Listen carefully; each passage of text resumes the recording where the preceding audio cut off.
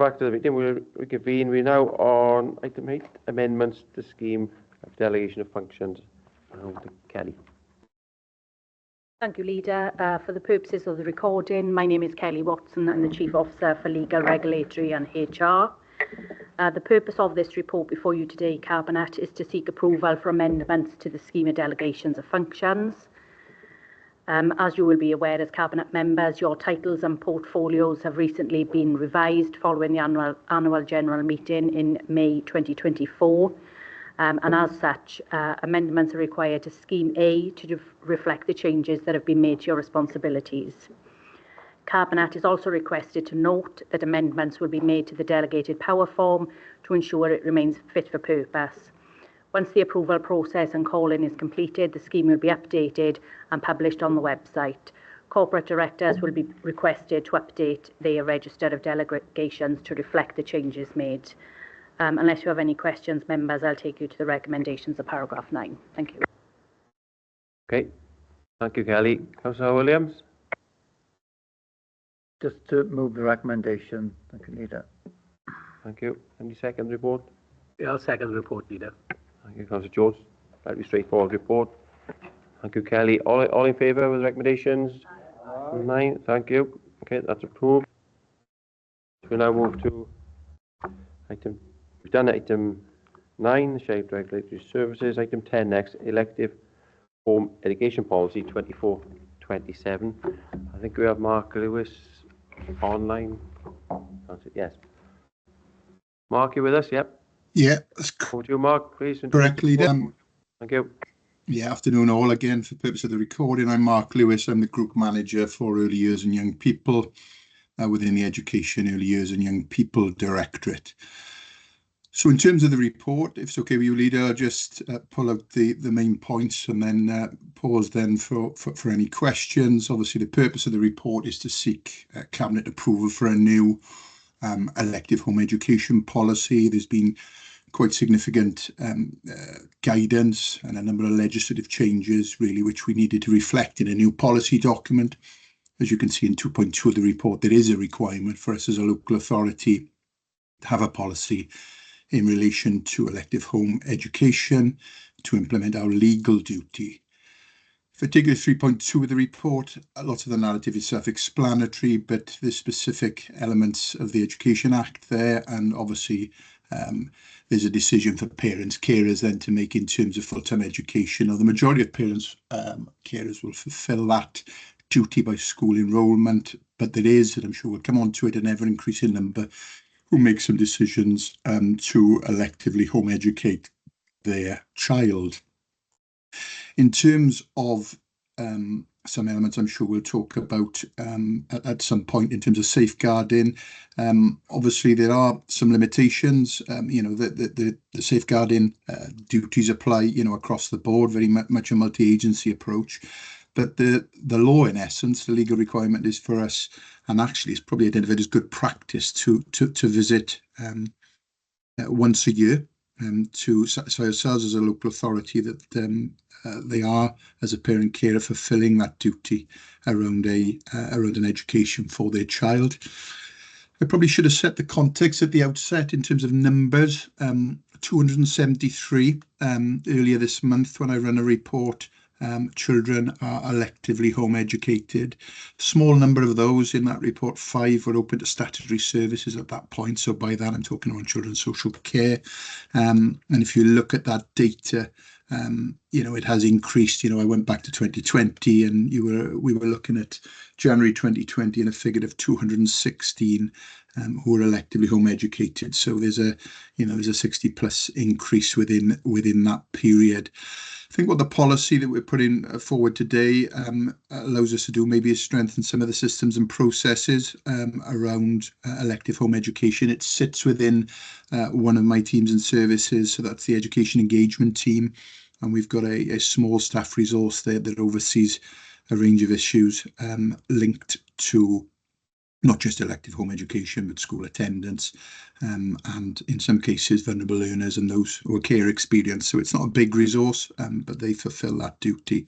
So I'll take you then, if I can, lead it to the recommendation. The recommendation is Cabinet recommended to approve the policy, which you'll see attached as Appendix 1. So that's running from page 287 from memory within the pack. So I'll pause at that point. Okay, thank you, Mark, for that. And we now go to Councillor Martin Jones. Thank you, Chair. Can I thank Mark for presenting the report to us this afternoon?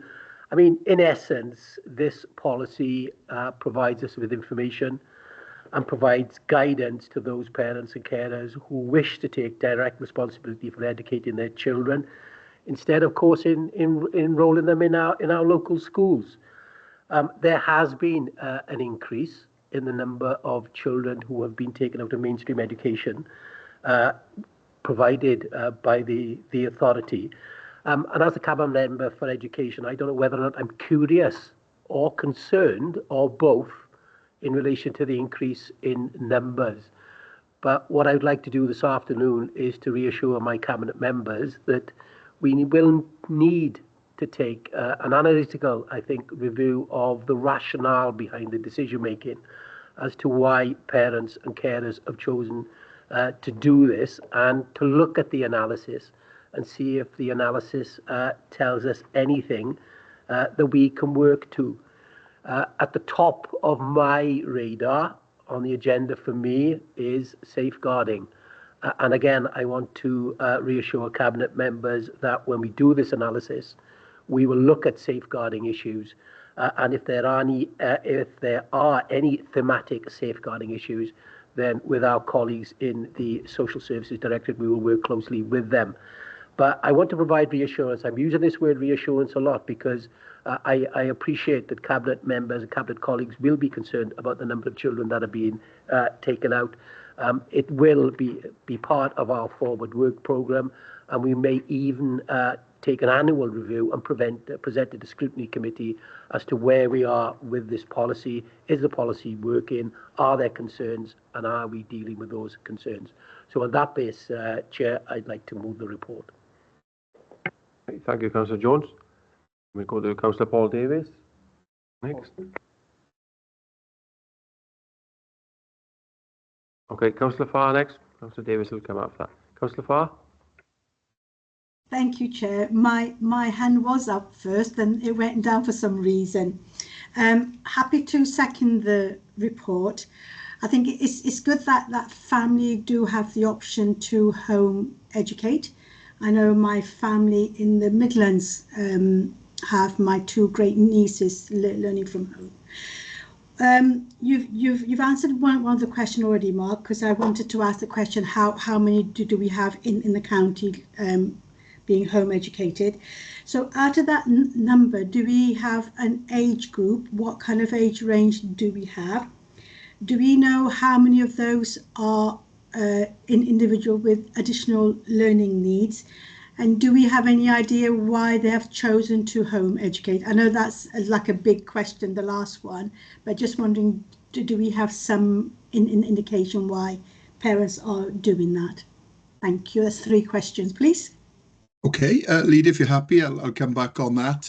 We can provide, as Councillor Jones has indicated, the analysis. I haven't got all of that data to hand. If I answer your third question first, then if that makes sense, because there's a variety of reasons, and so in some cases, to be candid, there may be some challenges in terms of school attendance. So we do see a theme going through around attendance. There's a theme as well where parents are making, and they are, we work it through with the school, but the theme is bullying. So where there's a view or a perception that their child. Now, clearly, we'll follow due process around that, and we'll look into those cases with the school in line with the policy. So, but there's a lot within that number, so I can't quantify of the 273 that will be in the analysis. Happy to bring that back, but there will be some, for reasons you've just alluded in terms of family members, that will be a conscious decision to electively home educate, because they're in a position as a family, whether mum or dad or others had a teaching background, so they'll make some sort of ethical or moral decisions around elective home education. So there's a myriad of arrangements really, or myriad of reasons rather, I should say, as to why that cohort, so I've identified 273, that would be electively home educated. Some will be, a conscious decision made for reasons like, I think you mentioned family members there, and others, could be for reasons that, poor school attendance, there may be conflict within the school. Now, that's not to say we don't work with the school and work that through, but parents, and carers sometimes make some quick and hasty decisions potentially to remove them, deregister and take them off school roll. What we do and what this policy is aiming to do really is work more closely with multi-agency and family members to ensure that hopefully is in the best interests of the child, of the pupil. And back to that theme around safeguarding, we can have as many assurances as possible that these young people are safe. Clearly, the law doesn't allow us to, visit weekly or monthly. It's talking about best practice. So, clearly it's about having a dialogue and working closely with those family members to ensure that we've got open sharing of information really, because we can't just pitch up and sort of knock the door on a weekly basis. Clearly, if there are safeguarding concerns, and I think that's the point to reassure, whether that be from other agencies or ourselves, then we would follow the usual arrangements in terms of the All Wales safeguarding arrangements, and we would arrange for the appropriate referrals to go in. So I can assure you on that basis, but there will be a range of reasons, and happy to bring that analysis back that the Cabinet Member for Education and Youth Services outlined earlier. Thank you. Chair, can I just come back in? Mark, do we know what age groups and do we know how many with additional learning needs, please? Sorry, we will on both. Sorry, I should have explicitly responded on that. I haven't got that analysis to hand, but both the ALN identification and the age groups, we can pull that report and get that shared quite quickly with Cabinet. Thank you. Okay, thank you, Mark, for that. Now we come to Councillor Paul Davies. Yeah, thanks, Chair. Thanks for bearing with me there. Thank you for the report, Mark. You've answered one of the questions I was jotting down when Councillor Spanswick called me in earlier. On page 92, it's the bullet point 2. It mentions the children never attend school, from day one. So they're off the radar basically.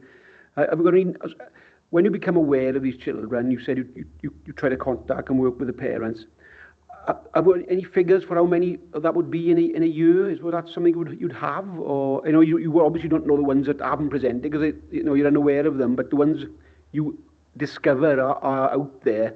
Is there a figure for that at all? Could share a figure. Haven't got it to hand, as you alluded. It would be quite small, but there is another policy due to come to Cabinet. It was due to come actually for this meeting because they are linked, and it's entitled Children Missing Education, CME as an acronym. It'll come hopefully to the next meeting. They're intertwined. The numbers are small, but we do get notifications because obviously you get people move in and out of county in inverted commas, so there will be some small numbers. I think you're alluding to those that maybe have never gone on roll, and we will get instances where we get notifications there, but I wouldn't be able to give a quantum at this point. Can I ask one more question, Chair? The second question is you sort of answered it earlier, Mark. Sort of law of unintended consequences where people get enforcement action or for absenteeism and then or that sort of thing. As I said, conflict with the school, I think you said, and then they take them off roll then to sort of avoid any sort of further action almost, I suppose, isn't it? I suppose after that I guess they sort of enroll them back in maybe in the future then, when things have died down a bit, the dust has settled, let's say, have you got any sort of figures for that, would that be something you'd have, or? Yeah, we will have that. Happy to put that, and maybe in hindsight, apologies, colleagues, that, I could have put that and should have put that as an addendum to the report. So we will have that. There will be numbers who will deregister and then maybe a school year on or a period on will register again. So we will have the numbers, and I'll happily share that within the analysis. Thank you, Mark. Thank you. Cheers. Thanks, Mark. Councillor Howard-Williams. Thank you, Leader. Thank you, Mark, for the report. I suppose I share the Cabinet Member for Education's concerns around the safeguarding aspect of home elected home education. And so I'm just wondering what learning we have taken from the very sad case in North Pembrokeshire some time ago, the sad death of Dylan Seabright. What learning has influenced sort of the legislation, and has that been introduced into this policy here this afternoon? I know there was some criticism actually of Welsh Government for not going far enough in that, and I mean, is there any flexibility that we can introduce as a local authority to maybe allay some of those concerns? Thank you. Mark? Yeah, thank you, Leader. I think there are some challenges because the law, and I think you've just mentioned the requirements that are set out on local authorities by Welsh Government don't allow us as a local authority maybe to put in place some of the arrangements maybe you're alluding to, because clearly it's better, I would suggest, with the existing guidance and policy from Welsh Government that we work in partnership with these families, parents and carers, because there isn't a requirement for them to, I suppose, let us over the threshold. Now, if those kind of things present, clearly that in itself, I would suggest, would present a safeguarding concern, and then we would follow due policy and due procedure. I think the policy, your question is around previous events and learning. We have built that into the new policy. There are benefits now in terms of some of the processes we've got in place, not least bringing our education welfare officer colleagues under the education engagement team, because it is a correlation between sometimes poor school attendance and some challenges we put out on that, and then maybe some decisions being made to deregister. Not that we would anyway encourage that, but that is sometimes a sort of reaction by parents or carers. I think there are some limitations, I think I'm saying in a clumsy way, based on the national position. The law, frankly, doesn't allow us to the existing arrangements means that we really are better to work in partnership with parents and carers. I think if we do have safeguarding concerns, and that might not just be us, they will have health visitors in some cases, maybe with a younger sibling, there could be health. There's a range of partners who could trigger safeguarding referrals. I think, getting to a point whereby, ideally, I suppose, a belt and braces would be, we would be visiting maybe these families on a monthly basis. I think the law doesn't allow us to do that. But what we are doing is putting, as best as we can, within the spirit of that Welsh Government guidance, checks and balances in place to ensure that we are checking at least annually and are developing things like coffee mornings now, starting off within Civic, so we're getting some families along to that, to open that dialogue and really trying to develop that sort of partnership, so we can, one, be satisfied that they're having an appropriate education, and two, hopefully then reassure on some of the safeguarding points. But there are, in summary, some limitations linked to the position, Welsh Government position, which I think you alluded to earlier in terms of the policy position, Councillor Williams. Okay, thank you, Mark. I'm going to ask the question as well, and just get clear that the current guidance or best practice or legislation that it's just one visit a year. Correct. Children in school, they're seen every day. The teachers will see them, and that's not to say people electing home educate there's any problem. But how good are we or not at sharing data across within authorities, across public bodies? Because time and time again we see cases throughout the country, and there's criticism of public bodies not sharing data. They could have picked stuff up earlier. So are we able, do we share data on safeguarding concerns, as far as there's a child that hasn't been seen for a year, or was only going to be seen once a year, and the rest of that time nobody will be anywhere near. And I'm not saying there's anything wrong with that. Just how does that work in practice? Because as BCBC then. Happy to come in. I can see Claire's got a hand up, but my first point I would make is safeguarding will trump any of this. So if there are safeguarding concerns, we will share information and share data. So whether it be linked to children missing education, whether it be around children or pupils then, former pupils who are electively home educated, if there are concerns from whatever agencies, whether that be the education engagement team or other, health or other agencies that may be working with the family, we would share that data and that information on a need-to-know basis if there are safeguarding concerns. I don't know if Claire, leader, wants to embellish that point. Thanks very much for the question, Leader, and they're the right questions to ask, both in terms of the child practice review, because I think there was a strong professional view from education colleagues, from colleagues working in safeguarding and social services, that we would have liked the Welsh Government policy to go further on the basis of the findings of the child practice review from West Wales, and those representations have consistently been made. Just to provide some assurance that everybody who works in public services in a statutory basis, be they the police, be they us in local government, be they colleagues in the health services, have got a legal duty to report a safeguarding concern. So as Mark has just said, that does trump all other considerations in terms of that relationship. So we do get significant numbers, as we know, of concerns reported to us every week, every day, every year, and those have been increasing. We've been doing a lot with regional safeguarding board partners to ensure that we're raising awareness in communities as well, because they are our eyes and ears out there about how to report safeguarding concerns. And then that statutory duty then to share information when something is in a safeguarding process. We all have to share that information. You're quite right, Leader. We've seen too many reviews published over the years where information hasn't been adequately shared when things have gone wrong. But thankfully, whilst things do go wrong from time to time, the vast majority of cases which do get into the safeguarding arena are very effectively managed, and the vast majority are managed to be stepped down, and a smaller number come through and children come into the care system. Thank you, Claire. Thank you, Mark. It's useful just to fully understand how it works and what's going on. Right, it's been moved and seconded, I think, yep. The recommendation 9.1 been moved and seconded. All in favour? Aye. Thank you, Mark, for your time with that one. Thanks, Leader.